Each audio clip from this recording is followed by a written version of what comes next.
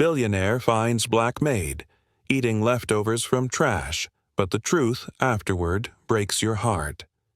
That was the sentence that would not leave his head. It felt like a headline, loud and cruel, yet it was also the truth that started everything. The morning began bright and cold, and the big house on Ridgeview Hill shone like a white ship in the sun. Marble floors, tall windows, clean steel counters, a garden as neat as a picture. Inside that bright house, a life cracked open. A man with money and walls around his heart walked into his own kitchen and found something he could not accept. A woman with quiet hands and tired eyes knelt by a bin, holding half a sandwich, shaking like she had done a terrible crime. The world turned on a small, soft thud, that sandwich dropping to the floor, and for a long time after, the echo of that sound lived inside both of them. His name in this story is Colton Hale, a tall man with a sharp jaw and a voice that could fill a room. He owned a chain of clean energy companies, a sports team, half a tech fund, and the largest house on his hill. He wore expensive suits and carried old hurts in his chest the way other men might carry a coin in their pocket. Always there, always touching it when they were afraid. He was quick, precise, and proud of being tough. He thought toughness kept him safe. The maid was Amara Lewis, 29, with steady fingers, a soft, back-of-the-throat laugh that almost no one here had ever heard, and a way of moving like she didn't want to take up space she was allowed to have. She kept the house running. Towels in neat stacks, silver that looked like water, a kitchen that smelled of lemon. She learned this house the way a person learns a song, repeating the notes until it feels like breath. But that morning, breath had been hard. She had not eaten a full meal in 3 days. She had tried tea, crackers, water, anything to keep standing. Then dizziness pushed her down to one knee. She saw a sandwich in a clean waxed paper on top of the bin, not mixed with anything else, and her hand moved before pride could stop it. That is when Colton walked in. "What do you think you're doing?" he said. His voice was like a door slamming. The words bounced off the steel and tile and came back to him sounding even harder. He was angry because anger was easy. Anger made him feel in control. This was his house. This was his kitchen. If rules were not rules here, where would they be? Amara tried to speak. Her mouth was dry. She said, "I'm sorry. I was dizzy." He looked at her bandaged arm, where a red line cut across her skin from a glass he had thrown in a different moment. A different anger he had been telling himself was an accident. He looked at the sandwich on the floor and he looked at the staff standing in the doorway, whispering like wind through a bad field. He said, "Clean this up. Stay out of the trash." He walked out. His shoes made a hard sound on the tile that seemed to say, "Case closed." But the case wasn't closed. Not inside him. Not inside her. When the door to the kitchen swung shut and the whispers faded, Amara stood with her hand on the counter because her legs shook. She washed the floor. She washed her hands. She washed the shame from her face as best she could. Shame, however, is not like dirt. It stays in the small spaces inside your chest, in the words you tell yourself when the room is quiet. She told herself to keep moving. Fold the towels. Check the guest room. Iron the napkins. Do the work. Work is a rope that keeps you from falling. She did not let herself cry, not yet. In the hallway, she passed Mrs. Davenport, the house manager, who gave her a tight nod that was not a smile and not help. Amara kept moving until she reached the small room behind the east wing, where staff slept on late nights. She sat on the edge of her bed and pulled out her phone. There were 3 missed calls from Palmetto County Regional Hospital. Her mother's name was on the screen. She pressed play on the last voicemail. A nurse's voice, careful and kind. "Ms. Lewis, your mother had a hard night. The meds are delayed again. We need to talk about the bill." Amara closed her eyes. She wanted to eat something, anything, but the crackers were gone and the tea was cold. She took a deep breath and whispered, "I'll find a way, Mama. I promise." Upstairs, Colton sat in his office with the skyline spread out like a map. The blonde wood desk, the big screen with charts and numbers, the awards on the wall that said he was smart and strong and a winner, none of it kept his hands from shaking when he thought of the look in Amara's eyes. He told himself she had broken a rule. He told himself rules matter. He told himself that when you start letting things slide, everything slides. But a different voice spoke up, a voice he kept locked in a room at the back of his mind. It was the voice of a boy who had been hungry once, a boy who had learned to take food that others threw away and hide while he ate it because he could not let the world see his need. Colton hated that voice. He had built his whole life to silence it, and still it came back. He opened the payroll records and stared at the numbers. Most of Amara's money went to a hospital in another state. He saw Palmetto County Regional Hospital and felt a small sting of worry. He did not like feeling worry for people who worked for him. It made life complicated. He told himself he only wanted the facts. He called down to the kitchen and asked for Mrs. Davenport. When Mrs. Davenport entered, she stood straight. She was a woman who had seen expensive houses and the people inside them for many years. She saw the way power made people blind and the way fear made people cruel. And sometimes, like today, she saw a chance to push the balance back to human. "Sir," she said. He asked a few short questions. Was Amara on time? Did things go missing? Did she lie? Mrs. Davenport kept her answers plain. "No, sir. She is quiet and good at her work. She is never a problem. She is proud." The last word hung there. He knew that word. He had worn it like armor. Pride keeps you standing when nothing else will. He rubbed his jaw. "She was in the trash," he said, as if saying it out loud would make it simple again. "She was hungry," Mrs. Davenport replied. "She sends most of her pay to her mother's hospital. She's been faint in the afternoons, but she would not say why." Then she looked straight at him in a way that could have been a challenge if it had not been so honest. "You always say you see value where others miss it. See it now." That was the first turning point, though neither of them called it that. In stories, the big change can start with a small act. A person decides to learn more instead of turning away. Colton walked down to the service hallway, not trusting anyone else to do what he needed done. He did not call security. He did not call HR. He knocked on Amara's door. She rose at once, startled. She wiped her eyes with the back of her hand. "Come in," she said, even though this was not a room where rich men came to sit. He saw the small bed, the narrow desk, the neat little line of soap and lotion on the shelf, the photo taped to the wall of a woman with kind eyes and a tired smile. "Is that your mother?" he asked. Amara nodded. "Her name is Ella." He stood in the doorway a moment, all the words in his mouth turning heavy. He could say, "I'm sorry," but that felt too easy, too fast, like tossing a coin at a problem and walking away. Instead, he said, "Tell me what is going on. Tell me the truth." His voice was quieter than it had been downstairs. It sounded to his own ears like a person trying to listen, Amara told him without drama, because sometimes the plain facts are heavy enough. Her mother had worked in a diner 15 hours a day for years, always smiling for strangers, always leaving the bigger piece of pie for a kid, always sending $1 to anyone who needed it more. Then her heart got tired. The bills grew fast.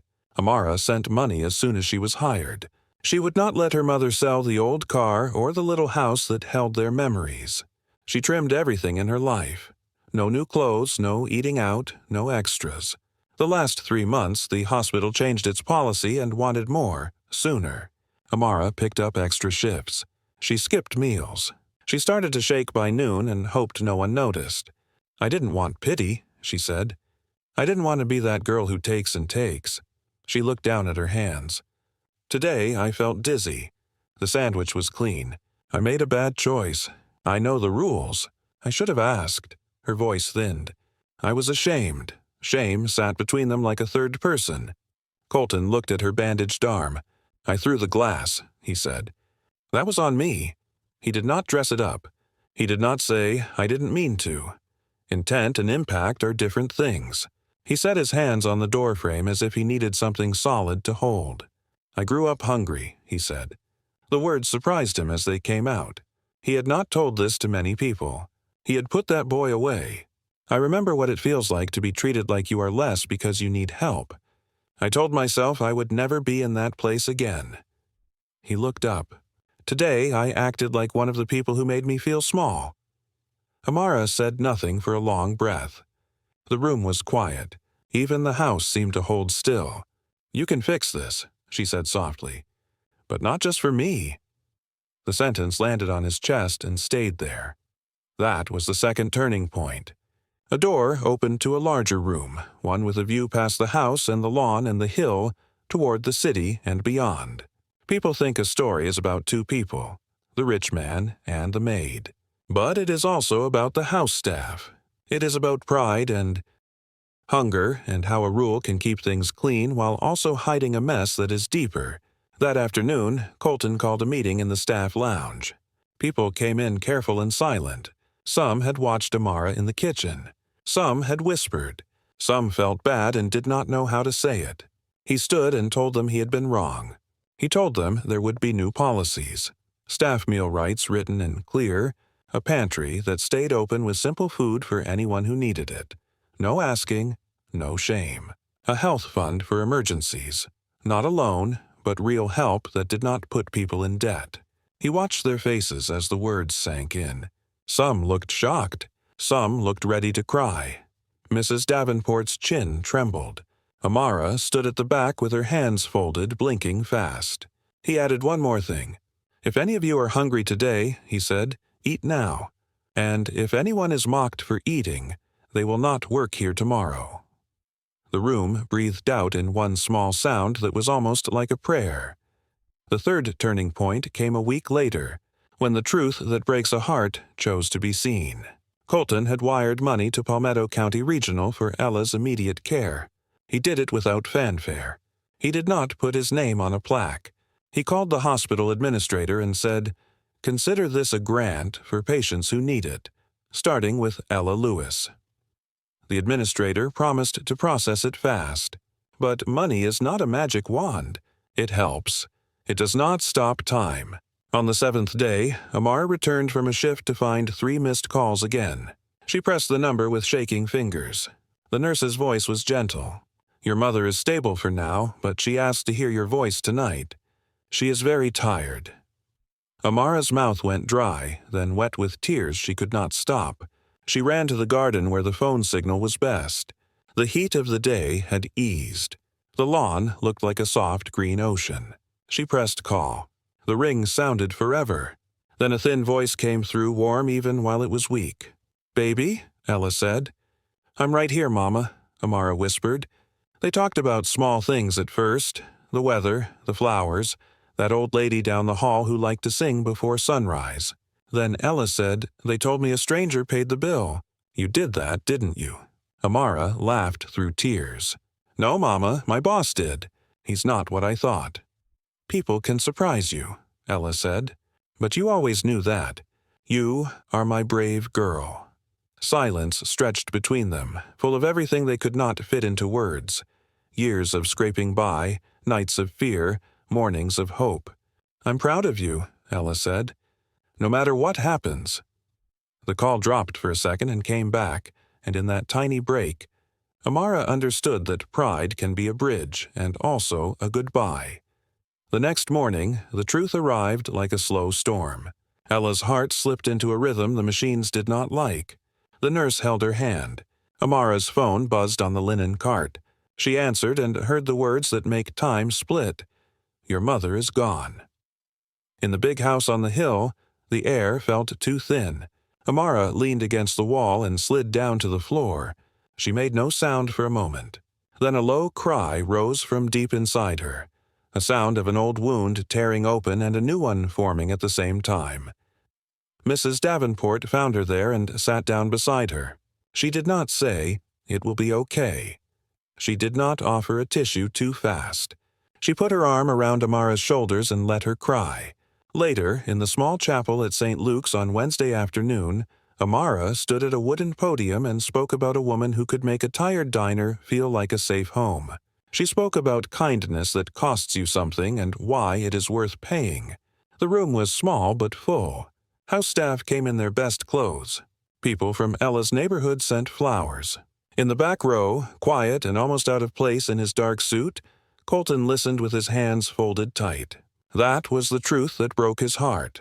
Not just the death of a woman he had not known, but the realization that dignity is not a favor the powerful give. It is a right we all protect, or else we all lose. The climax did not look like a movie fight. It looked like choices made when no one claps. It was late Thursday when a problem hit Colton's company. A board member, a slick smile, loud watch, told the press a story that wasn't true to keep a deal alive. He said the new humanity policies at the Hale estate made Colton weak. Investors got nervous. The stock dipped. Old friends called and said, "Fix this. Close the pantry. Keep quiet about the fund. Show strength." This was the test. Strength, he now understood, was not a loud voice. It was a steady one. He went on camera, not from a fancy studio but from the staff lounge with Amara's permission and a promise not to use her name. He said, "Some people think helping your team eat or get care is weak. I think treating people like people is strong. If my company loses value because I feed my staff, then it wasn't worth as much as we thought." There was a long pause after that, the kind that happens before either a fall or a lift. In that pause, people at home looked at their own kitchens. Some had thrown a fit over a missing snack. Some had eaten saltines alone and pretended it was fine. Something in the world, small but real, moved a little. In the weeks that followed, the house felt different. The pantry door was always open. The refrigerator had a sign, "Take what you need. Return the containers clean. No questions." The first day, a few people hovered and then left without touching anything. The second day, more came. Someone made a big pot of soup and left it with a note. "For anyone who forgot lunch." Quiet smiles began to appear in the corners of rooms. When people are not hungry, they stand straighter. They listen better. The work got easier. The house shone brighter. It was not magic. It was simple and good. One evening, after the last guest left and the counters gleamed, Amara walked out to the garden with 2 plates. She found Colton on the back steps, his tie loosened, his face softer than it used to be. She handed him a plate of pasta and salad and sat beside him with her own. They ate without hurry. The sky turned deep blue, then darker. The crickets began to sing. "How are you?" he asked. Not as a checkbox, but as a real question. "Some days are heavy," she said. "Some are okay. Today feels possible," he nodded. "I can't fix what I did," he said. "But I can be better now." She looked at him and saw not a billionaire, not a headline, but a person who had been a boy once and had decided not to run from him anymore. She said, "Then be better. That's all anyone can do." The last turning point was quiet and important. Amara took a week off to handle her mother's things. She drove to South Carolina in a borrowed car and stood in the small house with its photos and jars and the old clock that never kept the right time. She packed boxes. She talked to neighbors who brought pie and hugs. She sat on the back step where she and her mother used to share stories and let herself cry the way you cry when there is no one watching. Face open, shoulders shaking, sounds that are half grief and half release. In a shoebox she found letters her mother had saved. Notes from customers, a drawing Amara made at 9, a little card from a stranger who said, "Thank you for the extra biscuit on a hard day." Beneath that was a church program with a verse underlined, "Do not grow weary of doing good." She put the shoebox in her lap and felt something in her chest click into a new place. Doing good had a cost, yes, but it also had a return that could not be charted on a screen. She drove back to the city with the box and the old clock. When she walked through the service entrance again, the air of the house felt warmer. Colton had been busy while she was gone. He helped set up a foundation in Ella's name, not a big one with galas, but a sturdy one with 3 clear goals: small grants for hospital bills, food cards that worked with dignity, and training support for people who wanted to move from cleaning to nursing, cooking to nutrition tech, or any step that meant more choices. He did not put it in a press release. He wrote a letter to the staff with simple words. This exists because of someone who taught kindness by doing it. He brought the letter to the lounge and asked Amara if she wanted to read it first. She read in silence and then nodded. This would make her smile, she said. He gave her the envelope to seal. Little acts carry meaning. The story did not end in fireworks. It ended in a long, honest light that settled over a house where rules still kept things clean, but kindness kept them human. People outside argued about the right way to do business. People inside knew that a sandwich can change a life if you see what it stands for. Sometimes a single moment drags you into your worst self. Sometimes another moment calls your best self back. Colton's best self had been lost the day he chose anger over listening in a shiny kitchen. He found it again in a small room behind the East Wing, where a woman told him the truth without asking for anything but dignity. Amara's best self had been there all along, steady and brave. She did not need a rich man to hand it to her. She needed a room where she could stand in it without being made small. He could build that room. She could fill it. On the first Sunday of fall, the staff held a potluck in the garden. The sun was mild, the shadows long, the air smelling faintly of apples. Someone brought jerk chicken. Someone made a big salad with 2 kinds of beans. Mrs. Davenport baked lemon squares that tasted like a day at the beach. Amara brought her mother's cornbread, warm and golden.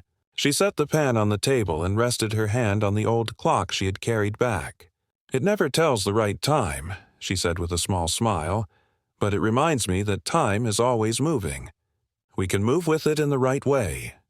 People laughed. They ate. They told stories of their first days at the house, their worst spills, their best saves. When the light began to fade, Amara stood and thanked them for showing up for each other. She looked at Colton, who stood a little apart like a man who is learning how to join. "We all belong," she said. "That is what my mom wanted for me. That is what I want for us." She did not raise her voice. She did not need to. And so, when I tell you this story, I do not leave out the hard part. The moment a powerful man looked at a hungry woman and chose anger first. I also do not leave out the brave part. The moment he chose to learn, to change, to build better. The truth that broke his heart was not only that a good mother died. It was that there are quiet people in rich houses carrying heavy loads while pretending the bags are light because they cannot afford to show the weight. If you see them, you can lift with them. If you do not, then you are adding to the weight. Billionaire finds black maid, eating leftovers from trash, but the truth afterward breaks your heart. It sounds like a headline. It is really a map. From shame to grace, from rules to justice, from a closed pantry to an open table. This is the story of Colton and Amara, of a house that learned to be kinder, and of a love that is not romantic but real. The love that looks like food on a plate, a bill paid in time, a door knocked on with a softer voice, and a promise kept in the quiet. That is how this ends, and that is how it should always begin again, with a simple truth spoken out loud, and a hand held steady as we remake the rules we live by, inside a house and inside a heart, because billionaire finds black maid eating leftovers from trash, but the truth afterward breaks your heart is also a lesson. See people, feed people, and never, ever let shame do the talking when hunger is the real thing that needs to be heard.